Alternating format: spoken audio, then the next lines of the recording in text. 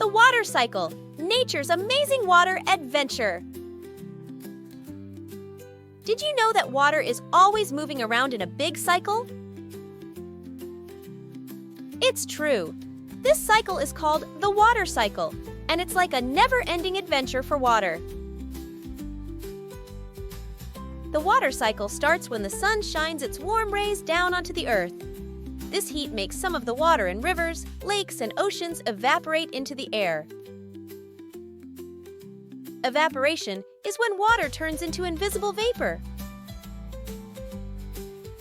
Once the water vapor is in the air, it rises up and forms clouds.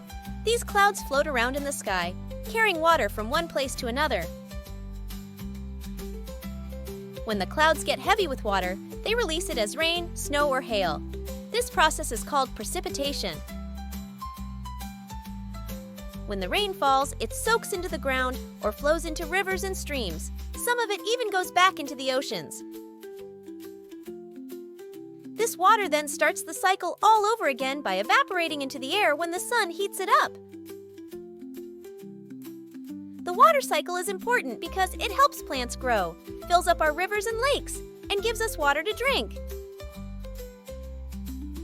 Without the water cycle, our planet wouldn't be able to support life as we know it.